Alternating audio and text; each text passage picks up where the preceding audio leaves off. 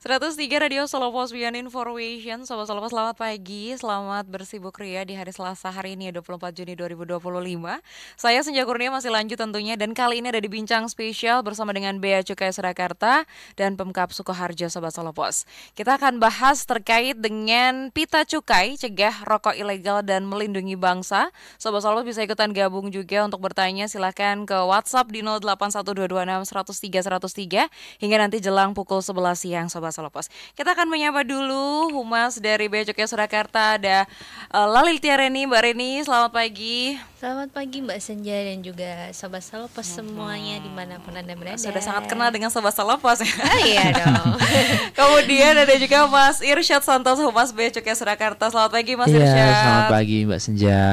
Sehat ya? Alhamdulillah, sehat Hari ini selalu full Mbak. cerah ya, dan kita akan membahas terkait dengan pita cukai. Sobat Solo Post sudah tidak asing tentunya, tapi kita akan lebih mendalami lagi ya. Apakah itu pita cukai? Kemudian kenapa sih masyarakat nih butuh tahu ya seberapa pentingnya rokok yang ada pita cukainya? Nah, itu akan dijelaskan langsung oleh rekan-rekan dari Humas Bea Cukai Surakarta. Mungkin Mbak Reni dulu atau Mas Irsyad dulu? Mbak Reni dulu. Mbak Reni dulu, oke. Dari pita cukainya dulu nih Mbak nih. Apa sih pita cukai? Kemudian kenapa masyarakat nih perlu tahu nih terkait dengan pita cukai dalam rokok? Ya, jadi untuk pita cukai itu merupakan dokumen security sebagai tanda pelunasan cukai. Jadi misalnya Sobat Solo Post di sini merokok ya, misalnya kalau diperhatikan di rokok itu sudah ada pita cukainya atau belum.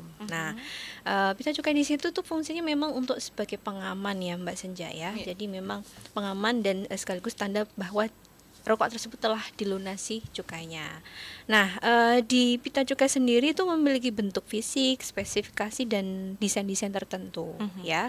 Kemudian bentuk fisiknya juga merupakan kertas yang memiliki sifat atau unsur security. Nah, kemudian tadi Mbak Senja juga bertanya, kenapa sih kok masyarakat perlu tahu apa itu pita cukai ya? Jadi memang pita cukai ini karena tadi fungsinya sebagai tanda bahwa pelunasan cukai, maka nanti kedepannya masyarakat perlu tahu bahwa di pita cukai ini adalah sebagai security untuk produk rokok yang memang sudah legal.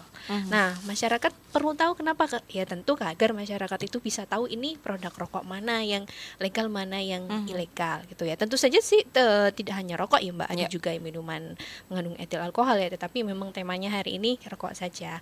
Dan kami harapkan sih dengan banyaknya kami bersosialisasi juga mensosialisasikan kepada masyarakat, banyak yang kemudian nanti aware Mbak Senja.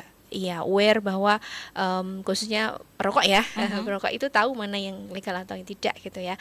Cukup langkah awalnya adalah lihat dulu bagaimana pita cukainya ada atau tidak. Ya, nanti kalau kita bicara yang selanjutnya kita bisa bicara mengenai palsu atau tidaknya, ya, ataukah itu bekas atau tidak, apakah salah atau tidak, ya nanti bisa kita lanjutkan lagi Mbak Senja. Intinya mengapa masyarakat perlu tahu pita cukai itu apa dan yang asli seperti apa, karena itu satu agar masyarakat bisa tahu mana yang rokok yang memang yang sudah legal ya. Kenapa? Karena banyak masyarakat yang masih belum paham bahwa rokok yang tidak ada pita cukainya itu sebetulnya adalah salah satu ciri-ciri rokok yang ilegal. Ya, betul. Mirisnya Mbak, selama ini kami di Bea Cukai, khususnya Bea Cukai Surakarta, itu sering mendapati peredaran rokok ilegal. Yang pertama itu justru yang tidak ada pita cukainya, yang sudah jelas-jelas seharusnya masyarakat tahu ya. Itu miris sekali ya Mbak Senja ya. Harusnya masyarakat sudah tahu ini tidak ada pita cukainya, seharusnya tidak dibeli dan sebagainya, tidak dijual juga. Itu miris ya Mbak. Oke, nah ini kan tanda pertama adalah terdapat pita cukai. Tapi kan makin kesini ini makin banyak. Dan tadi seperti yang juga Mbak Reni sampaikan, bahkan sekarang ada pita cukainya saja tuh belum cukup gitu ya. Karena kita harus menelusuri apakah asli, apakah memang bisa jadi palsu ataupun juga bekas ya. Bahkan ada yang bekas ya. Jadi terlihat seperti asli ya. Kira-kira ciri-cirinya seperti apa nih Mas Richard? Ya, terima kasih Mbak Senja. Jadi memang pita cukai ini mempunyai desain khusus. Jadi memang setiap tahunnya desain pita cukai ini memang berganti. Agar memang sulit untuk dipalsukan, kemudian ditiru. Nah, jadi pita cukai ini kertasnya itu dicetak tersendiri Pak. Jadi dicetak oleh PT Kertas Padalarang. Jadi memang itu PT yang sama yang melakukan pencetakan uang kertas. Kemudian dicetak untuk hologramnya, untuk gambar-gambarnya itu yang cetak peruri. Jadi memang kertasnya diterbitkan oleh Kertas Padalarang, kemudian yang mencetak adalah PT Peruri. Sama juga yang mencetak uang kertas. Jadi memang untuk di Pita Cukai sendiri itu banyak alat-alat ataupun yang bisa menandai bahwa pita cukai tersebut adalah pita cukai asli. Nah, di Pita Cukai itu banyak sekali informasi, ya. Jadi memang bentuknya itu pita cukai kecil, hanya ditempelkan di kemasan rokok, tetapi informasi di dalamnya itu cukup banyak, Mbak. Yang pertama itu yang pasti adanya lambang negara Republik Indonesia. Nah, itu kan lambang Garuda ya, Mbak. Seperti kita sudah ketahui, itu ada di pita cukai asli, baik itu pita cukai sigaret kretek mesin, sigaret kretek tangan, ataupun pita cukai pada hasil pengolahan tembakau lainnya. Jadi memang itu informasi yang pasti ada di pita cukai asli. Kemudian ada juga Bank Direktorat Jenderal Bea dan Cukai. Nah, itu untuk masyarakat atau sobat Solo Pos mungkin agak kurang familiar untuk lambang Direktorat Jenderal Bea dan Cukai. Jadi itu memang lambang bea cukai itu bentuknya ya mungkin kalau sekilas hampir sama dengan Garuda, ada sayap-sayapnya seperti itu. Kemudian di samping itu di pita cukai yang asli terdapat tarif cukai, karena memang untuk pengenaan cukai ini dikategorikan sesuai dengan jenis barang kena cukainya. Misalnya untuk tarif cukai sigaret kretek mesin itu kan juga ada tarif golongan 1, 2, kemudian untuk yang sigaret kretek tangan ada beberapa golongan juga, ada golongan 1, 2, 3 yang tentunya tarif ini berbeda-beda menyesuaikan dengan hasil produk tembakau itu sendiri. Kemudian yang keempat adalah informasi yang ada di pita cukai, yaitu angka tahun anggaran. Tentunya setiap tahun itu kan ada pembaruan pita cukai, kemudian cetakannya itu tahun berapa itu tercantum juga. Jadi misalnya untuk tahun 2024 tapi masih diedarkan di 2025 mungkin masih ada, tapi kalau ini udah bulan Juni tentunya pita cukai yang baru harusnya memang sudah tercetak tahun 2025. Kemudian ada juga yang kelima, yaitu informasi yang terkandung adanya harga jual eceran. Nah, harga jual eceran ini dijadikan kita sebagai bea cukai untuk dijadikan patokan harga yang dibeli oleh konsumen secara langsung. Ya, walaupun ketika di lapangan harga jual eceran ini mungkin tidak sama persis ya. Jadi misalnya di harga jual eceran itu 30.000 tetapi dijual 28.000 itu enggak masalah. Itu sebagai acuan kita bea cukai dalam nantinya melakukan monitor evaluasi terkait dengan pengenaan tarif cukai itu sendiri. Jadi misalnya harganya 28.000 tetapi harga jual ecerannya 30.000, berarti kan sebenarnya dengan dijual 28.000 pabrikan sudah untung. Nah, nanti akan kita pertimbangkan untuk tahun depannya pengenaan tarifnya itu seperti apa. Apakah nanti dinaikkan tarif cukainya ataupun dinaikkan harga jual ecerannya. Kemudian yang keenam, informasi yang terkandung yaitu jumlah isi kemasan. Jadi rokok itu kan isinya macam-macam, Mbak. Betul. Ada yang isi 16, ada yang isi 12, bahkan ada yang isi 20. Nah, itu kan berbeda-beda sesuai dengan pangsa pasar yang dituju.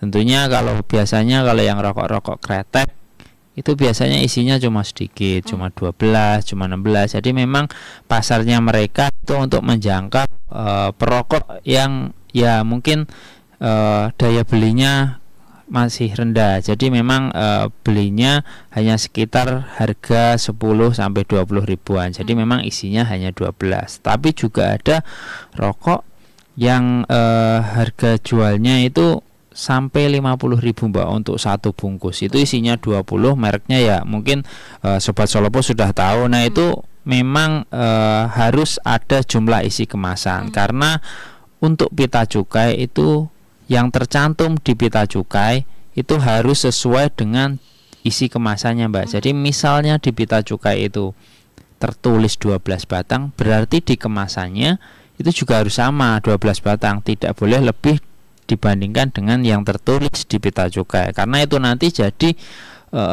ciri-ciri rokok ilegal juga, Mbak. Jadi tidak sesuai dengan peruntukannya. Jadi memang misalnya di pita cukai isi 12 berarti kemasannya juga harus 12. Kemudian yang ketujuh yang informasi terkandung di pita cukai yaitu adanya teks Indonesia, kemudian ada teks juga cukai hasil tembakau. Misalnya memang BKC-nya itu adalah hasil tembakau.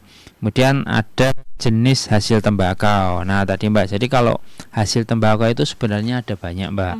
Kan ada yang sigaret kretek putih, itu rokok-rokok putih yang tanpa cengkeh. Kemudian ada sigaret kretek tangan, sigaret kretek mesin, kemudian klobot, cerutu. Nah, itu semuanya itu adalah jenis hasil tembakau. Kemudian yang ke-10 ada hologram. Jadi kayak tanda pengaman biasanya berwarna keemasan seperti itu. Dan yang terakhir yaitu adanya personalisasi. Jadi personalisasi ini semacam pengkodean nama pabrik, Mbak, dari Bea Cukai agar memang ketika Bea Cukai sudah menerbitkan pita cukai itu harus dipakai oleh pabrik tersebut, Mbak. Jadi mungkin dulu pernah ada modus jadi pita cukai itu diperjualbelikan antar pabrik, sehingga pita cukai itu oleh Bea Cukai akhirnya ditetapkan bahwa untuk golongan 2 di SKT itu untuk pita cukainya itu terdapat kode personalisasi. Jadi sudah merujuk ke pabrik tersebut. Jadi misalnya rokok misalnya pabrik A, nah, pita cukainya juga harus tertulis pabrik A, nggak boleh tertulis pita cukai pabrik B. Jadi harus sesuai. Nah, kemudian untuk tema pita cukai ini desainnya tahun 2025 ini kebetulan ganti, Mbak. Mungkin agak cewek-cewekan ya, Mbak, seneng. Jadinya desainnya adalah bunga Nusantara. Bunga Nusantara. Ya, kalau tahun kemarin itu ikan ya, Mbak. Iya. Ya, mungkin tahun kemarin banyak penggiat pancing kali, Mbak. Jadinya desainnya ikan. Untuk tahun ini lebih kecewek-cewekan mungkin. Jadi pesona bunga Nusantara, yaitu di pita cukai itu menampilkan keindahan bunga yang ada di Indonesia seperti bunga jepun Bali, kemudian bunga jempa, bunga anggrek bulan, bunga anggrek hitam, serta cempaka hutan kasar sebagai objek utama dalam desain. Jadi memang bunga-bunga ini bunga-bunga yang khas ya, Mbak, khas Indonesia. Jadi memang itu tiap tahunnya desainnya selalu diganti agar memang susah untuk dipalsukan, susah untuk ditiru. Kemudian juga bunga-bunganya itu kan tidak semua bunga, tidak ada bunga mawar ya, Mbak ini. Ya bunga-bunga yang mawar melati enggak ada. Jadi memang bunga-bunga yang endemik dan khas di Indonesia. Baik, ini kan sedetail itu ya untuk apa saja yang terkandung di dalamnya begitu, Sobat Solo Pos. Ini sudah ada yang bertanya, ada Mas Faisal dari Sukoharjo. Selamat pagi Mas Faisal. Mohon jelaskan kerugian masyarakat jika membeli rokok ilegal. Dari Mas Faisal di Sukoharjo nih. Mbak Reni, Mar Irsyad ini sudah di luar kepala ya untuk menjelaskan ini ya, karena sudah semasif itu ya untuk kampanye ataupun juga edukasinya nih, seperti apa Mbak Reni? Ya, jadi masyarakat yang masih membeli rokok ilegal tentu semuanya terkena dampaknya, Mbak. Bukan hanya kami di pemerintahan, di Bea Cukai sendiri atau di Kementerian Keuangan sendiri. Banyak sekali sebenarnya, hampir semua lapisan masyarakat itu akan merasakan dampaknya. Ya, yang pertama, kalau masyarakat masih membeli rokok ilegal, yang pertama pendapatan negara tentu akan hilang. Pendapatan negara berupa cukai itu sangat besar peranannya di dalam APBN kita, Mbak. Jadi memang APBN kita itu ada sekitar 2.000 triliun dan 200 triliunnya itu berasal dari cukai. Yang mana dari 200 triliun itu hampir ya sebagian besarnya itu dari cukai, khususnya hasil tembakau, khususnya rokok. Jadi memang besar sekali peranannya dalam APBN kita.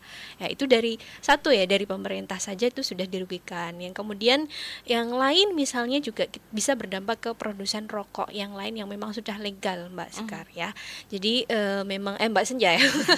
Ya, jadi memang produsen yang lain yang sudah legal itu pasti akan dirugikan ya. Jadi tidak laku ya, tidak ada yang berminat untuk membeli rokok yang memang sudah legal. Coba bayangkan effortnya produsen-produsen rokok tersebut legalnya bagaimana, sudah berusaha sudah mengurus dari NIB-nya, perizinan ke Pemdanya, sampai dengan dia bisa mendapatkan izin dari Bea Cukai juga untuk memproduksi rokok. Ya, bayangkan itu. Bayangkan juga tetangga kita yang sudah jualan di mungkin ya UMKM lah ya, intinya mungkin UMKM yang berusaha selalu menjual rokok-rokok yang legal, mereka akan kalah saing ya. Bagaimana itu nanti dampaknya ya, padahal saat ini ekonomi juga semakin sulit ya Mbak Senja ya. Jadi banyak sekali yang di PHK belakangan ini, dan itu bagaimana masyarakat ekonomi Indonesia ini, khususnya daerah Solo Raya ini terdampak seperti apa. Dan bayangkan di wilayah Solo Raya ini juga banyak sekali produsen rokok Mbak Senja. Kalau kami hitung ada sekitar 37, itu sudah bervariasi dari yang paling yang besar, industri yang memang sudah besar, dan ada juga yang masih perorangan, yang bentuknya masih perusahaan perorangan. Bayangkan kalau tidak laku ya nanti ya, kalah saing dengan rokok-rokok yang ilegal gitu. Bayangkan tenaga kerja yang terserap di dalam industri itu bagaimana ya, padahal kita tahu rokok itu dari hulu ke hilir, mulai dari petaninya juga kan, petani tembakaunya nanti tidak laku gitu. Kalaupun dia laku misalnya, ada pertanyaan lah, tapi kan tetap dibeli oleh produsen rokok yang ilegal, iya, tetapi mungkin harganya bisa jauh sekali dari harga yang ditawarkan oleh pabrik ya. Karena memang salah satu ciri-ciri rokok ilegal yang paling banyak orang tahu adalah sangat murah harganya. Itu yang umum sekali memang, yang jarang orang tahu. Pasti harganya jauh sekali dibandingkan dengan satu jenis rokok yang sama, misalnya filter, tapi ternyata dia harganya jauh sekali. Nah, harga jualnya yang murah, sangat murah itu, bayangkan proses produksinya pasti juga diperlukan harga yang sangat minim juga ya. Jadi kasihan juga petani tembakaunya kalau harus dibeli dengan harga yang sangat murah ya kan. Kemudian masyarakat sendiri yang merokok itu juga dirugikan Mbak, karena kita tidak tahu kandungannya apa yang ada di dalamnya gitu ya. Bisa jadi tambahan-tambahan zat berbahaya yang ya memang merokoknya itu memang sudah berbahaya ya. Kita tahu semua itu ya, sudah banyak penelitian yang menyatakan bagaimana dampak kesehatannya bagi masyarakat, bagi setiap perokok ya. Bukan hanya perokok sendiri, tapi juga perokok pasifnya juga. Betul. Ya, perokok pasifnya juga bahkan ada yang bilang lebih terdampak lagi, lebih besar lagi dampaknya bagi perokok pasif ya, seperti itu. Jadi memang kami juga mengharapkan walaupun Anda hanya merokok, tapi coba perhatikan perokoknya itu yang asli atau yang tidak, yang ilegal atau tidak. Ilegal tadi tambah lagi resikonya ya, karena setiap perusahaan rokok yang memang sudah legal pasti dia sudah punya QC-nya, sudah punya quality control yang baik untuk produksi rokok itu sendiri. Gitu Mbak. Jadi semuanya pasti terdampak. Tidak ada satupun yang tidak terdampak ya. Iya, gitu Mbak Senja intinya. Oke, jadi begitu ya Mas Faisal, sudah dijelaskan secara runut ya, dan juga lengkap ya. Oke, nanti kita akan lanjutkan lagi terkait dengan pita cukai ini Sobat Solo Pos. Setelah tadi kita tahu ya sedetail itu untuk apa saja yang terkandung di dalam pita cukai, dan desainnya juga terus diperbarui setiap tahunnya. Kira-kira seperti apakah kita bisa mengenali pita cukai palsu? Nanti kita akan bahas di sesi berikutnya. Masih di Bincang Spesial bersama dengan Bea Cukai Surakarta.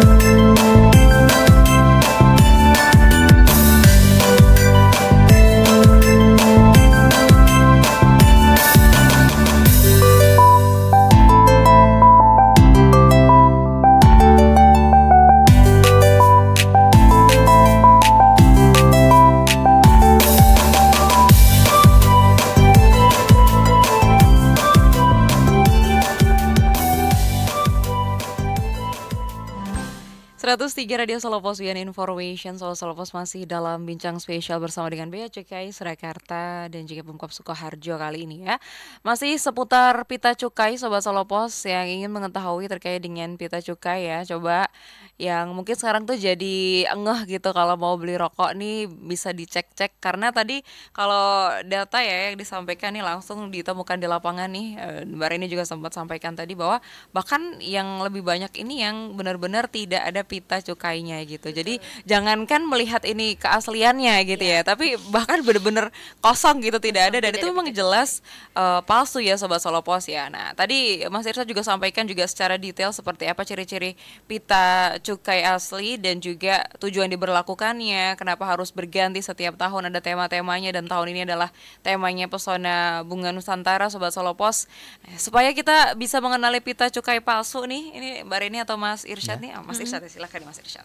Jadi memang pita cukai itu kan tadi sudah disampaikan Mbak Rini bahwa itu adalah wujud tanda pelunasan cukai, tanda bahwa rokok yang ada di kemasan tersebut sudah membayarkan kewajibannya berupa cukai terhadap negara.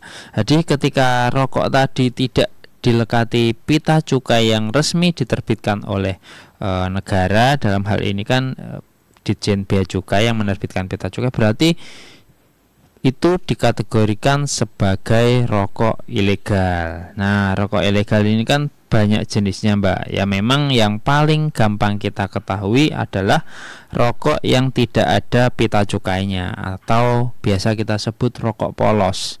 Nah, itu jadi rokok itu ada kemasannya, sudah dikemas dengan sedemikian rupa, ada bungkusnya, kemudian bungkusnya udah bagus, diberikan desain-desain yang menarik, kemudian juga ada mereknya, tetapi tidak ada pita cukainya. Nah, berarti kan ada kekurangan pembayaran negara dan memang tidak melakukan pembayaran karena tidak adanya pembelian pita cukai. Nah, itu ciri-ciri rokok ilegal yang pertama. Ya, kemudian selain itu ada juga yang berupaya untuk memalsukan pita cukai. Jadi kan seperti yang sudah saya sampaikan tadi, di dalam pita cukai tadi itu kan ada banyak informasi yang terkandung, mulai dari yang lambat, kemudian tarif cukai, harga jual eceran. Nah, semua itu adalah wujud dari informasi yang ada di pita cukai sudah lengkap, sudah sangat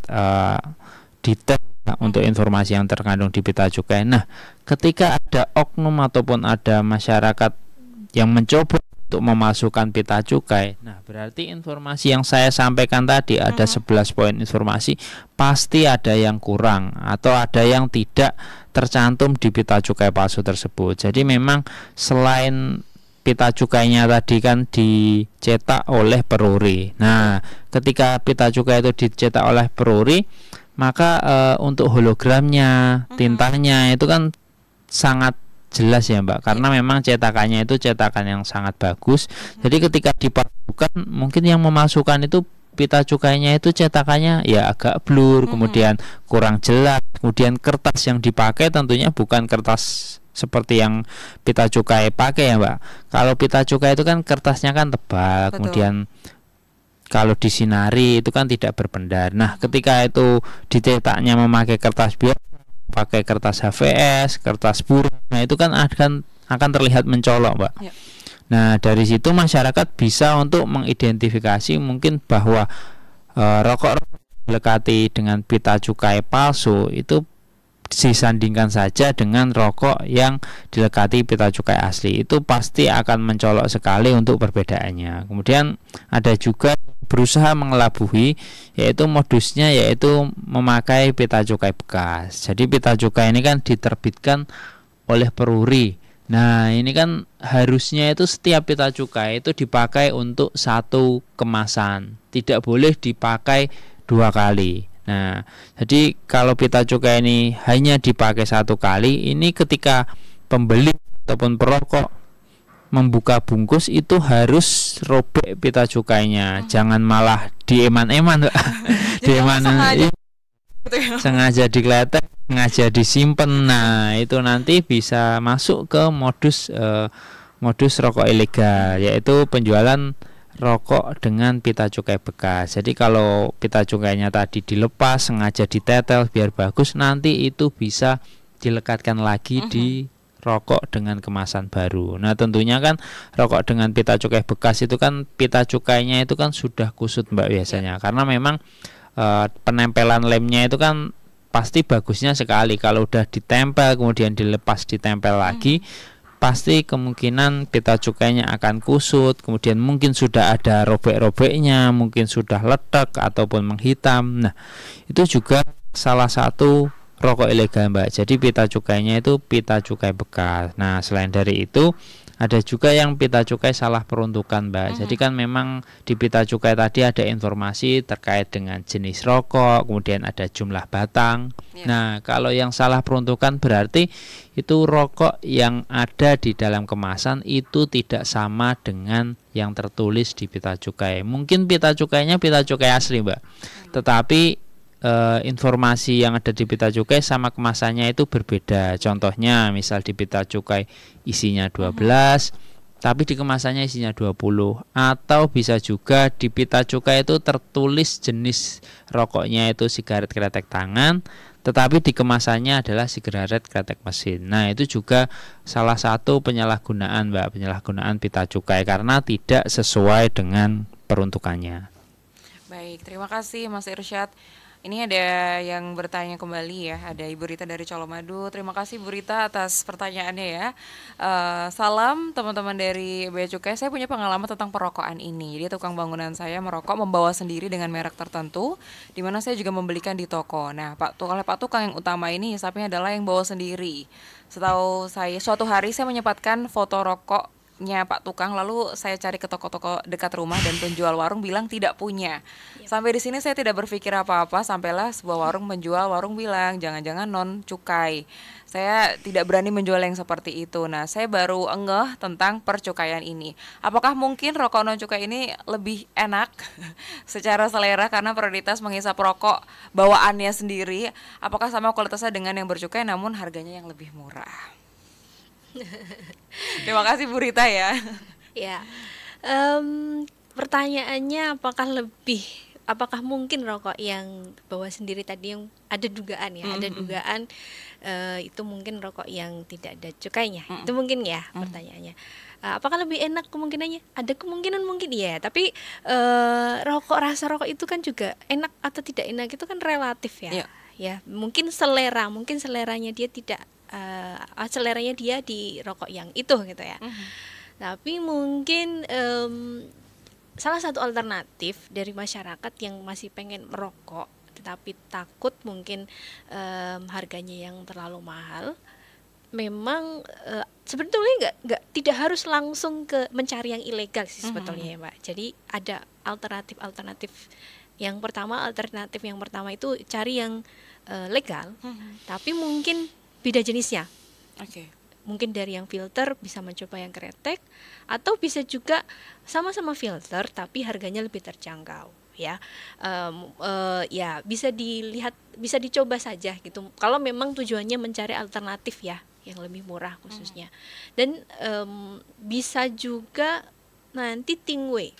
Tingwe dalam artian melinting dewe, tetapi tidak untuk diperjualbelikan, hanya untuk sendiri ya. Saja ya. Jadi memang kalau pertanyaannya tadi ini ya kalau pertanyaannya selera berarti ya selera ya. Kembali lagi ke selera masyarakat sih sebetulnya, tetapi ya kami terus menghimbau kalau memang yang ilegal itu tidak yang ilegal itu lebih enak ya, kembali lagi tolong janganlah, kalau bisa jangan gitu ya, karena memang ini tadi pertanyaannya juga ada mengenai rokok tersebut tidak ada di rokok pada umumnya, di warung pada umumnya. Ya itu memang banyak sekali rokok-rokok yang tidak jelas dan itu memang ilegal, terbukti ilegal. Memang salah satu dari kami di Bea Cukai Surakarta, apabila ada pendaftaran rokok itu memang tidak boleh yang mirip dengan yang sudah ada, itu satu. Tujuannya itu satu, biar tidak ada yang meniru lah, memasukkan rokok yang sudah ada, yang sudah legal. Nah, memang ada oknum yang seperti itu, Mbak. Jadi dia mungkin bisa jadi, atau bisa jadi bagian dari oknumnya juga mungkin bisa jadi ya, karena banyak sekali oknum-oknum yang jual rokok ilegal dengan cara licik ya, ada yang licik.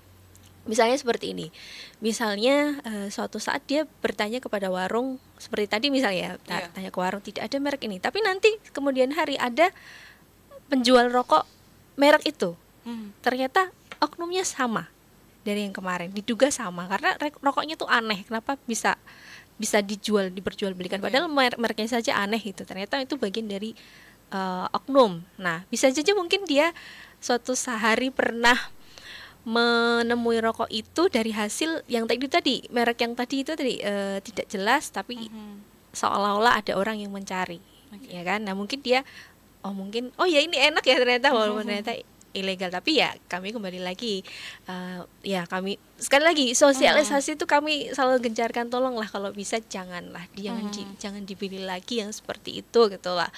Cari saja alternatif yang lain, rokok yang sekiranya sudah legal, yang mungkin tidak langsung jebret hasilnya langsung beda harganya gitu ya, langsung jauh gitu. Perlahan-perlahan cari alternatif yang lain yang sudah jelas legal. Pilihannya banyak sekali, pabrik rokok di sekitar Solo Raya juga sudah banyak. Jadi kami menghimbau sekali masyarakat untuk sudahlah jangan membeli yang ilegal walaupun rasanya mungkin enak gitu ya. Sekali lagi jangan sampai bukan menjadi alasan gitu ya, bukan karena jadi tadi alasan, bukan jadi alasan enak terus kemudian membeli yang ilegal gitu ya. Alternatifnya sudah banyak sekali rokok-rokok yang lain Mbak Senja gitu. Oke, baik. Jadi begitu Bu Rita ya. Terima kasih Bu sudah sharing pengalamannya ya. Baik, nanti kita ada di satu sesi lagi Sobat Solo Pos. Jadi yang masih punya pertanyaan seputar pita cukai dan juga rokok ilegal ya, bisa langsung bergabung ke WhatsApp di 081226 103 103.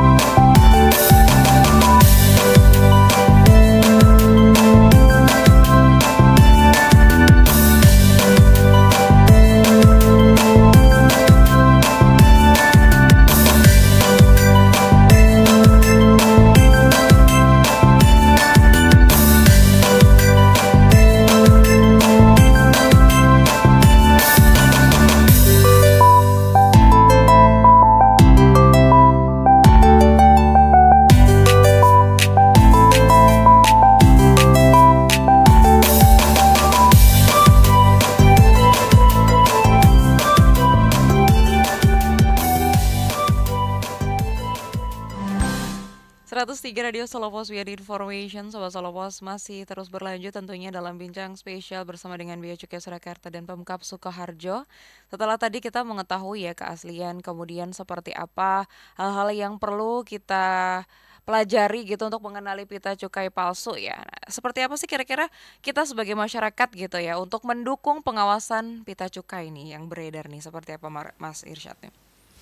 Jadi memang yang perlu dilakukan masyarakat untuk mendukung pengawasan pita cukai, yang pertama memang masyarakat dalam hal ini kan konsumen rokok ataupun pedagang rokok itu harus memahami bahwa pita cukai yang asli itu seperti apa, kemudian yang palsu seperti apa, kemudian yang bekas itu seperti apa. Itu artinya masyarakat ini cukup aware terhadap adanya peredaran rokok ilegal. Nah, jadi kan memang kita di sini sebagai Humas Bea Cukai Surakarta memang sudah kerap sekali menghimbau masyarakat untuk Sobat Solo Pos bahwa rokok ilegal itu berbahaya dari sisi penerimaan negara, dari sisi kesehatan, itu tidak ada untungnya, Mbak.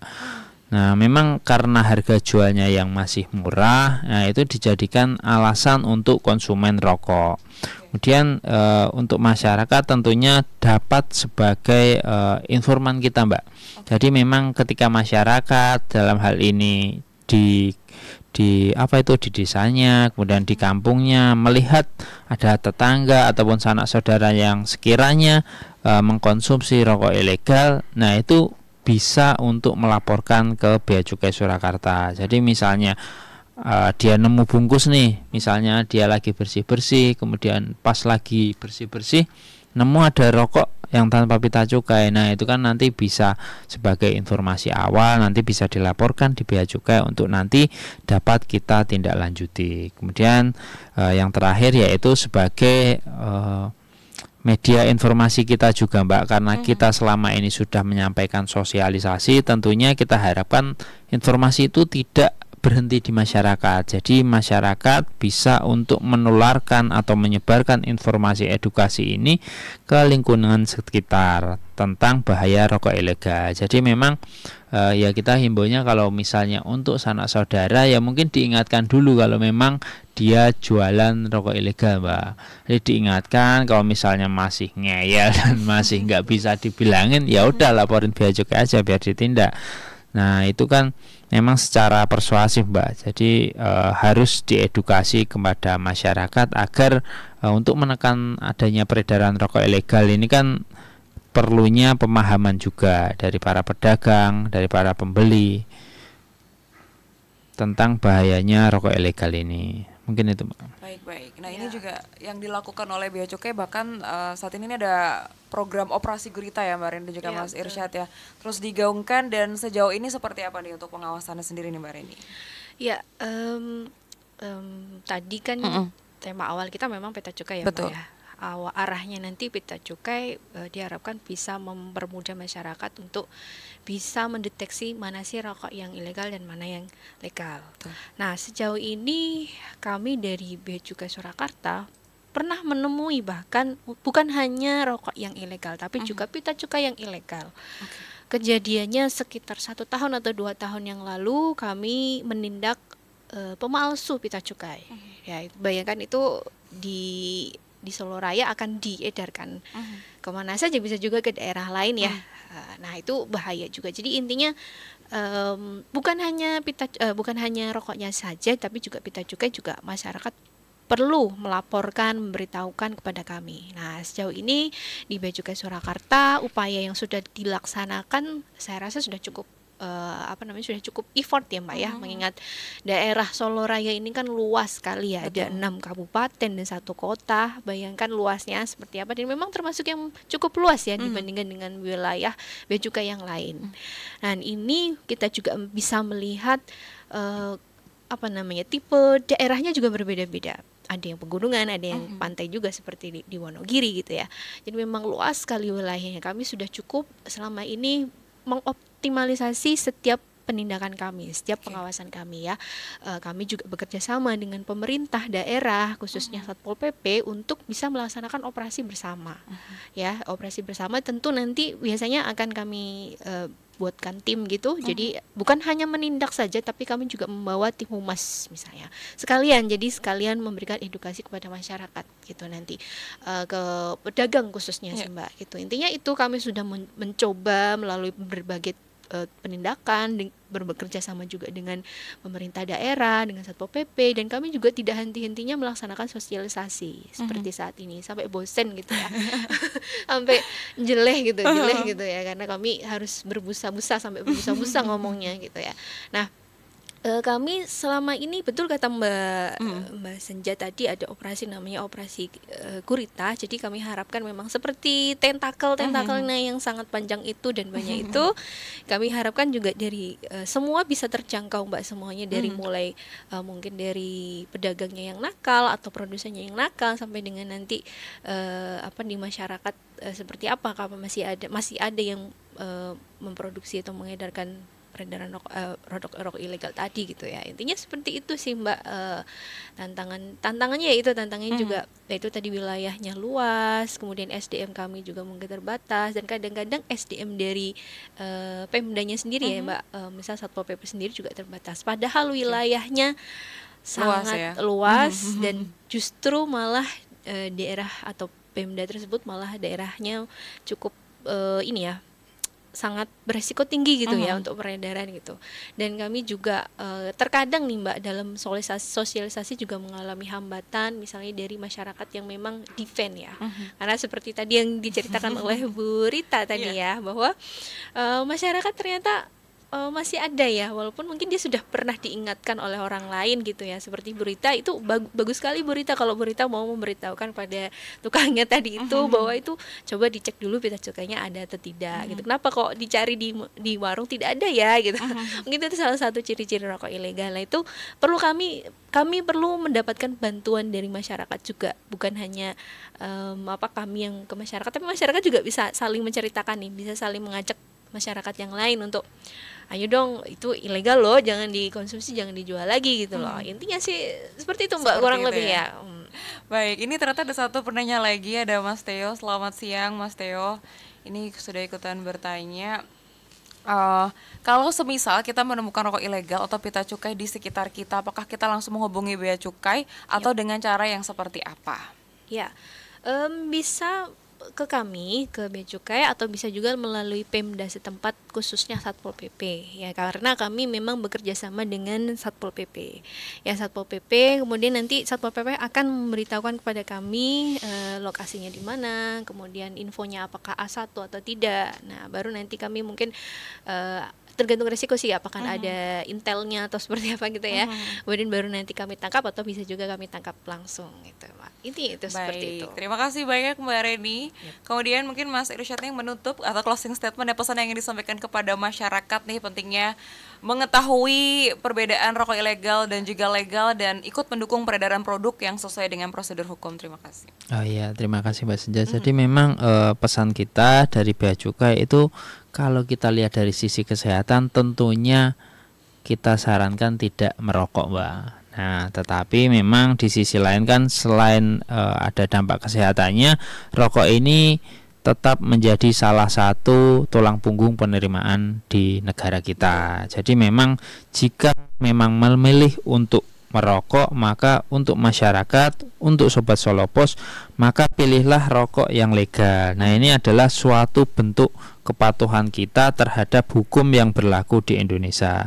Jadi dukungan terhadap ekonomi nasional, dukungan terhadap penerimaan negara, serta untuk melakukan perlindungan terhadap diri sendiri. Karena memang ketika kita merokok rokok yang legal, itu kan sudah ada izinnya dari Bea Cukai, kemudian juga sudah ada izinnya dari Kementerian Kesehatan ataupun Dinas Kesehatan. Jadi jangan sampai tergoda terhadap harga murah tetapi membahayakan bagi diri kita dan kesehatan serta melanggar hukum. Nah, yang pertama pesan saya yaitu tidak membeli rokok ilegal, yang kedua tidak menjual rokok ilegal, dan yang terakhir ikut membantu kita mengedukasi kepada masyarakat, kerabat atau teman, dan melaporkan apabila ada informasi peredaran rokok ilegal. Tentunya ke WA kita secara langsung bisa dihubungi di 0896 980 50.000. Nah, atau bisa juga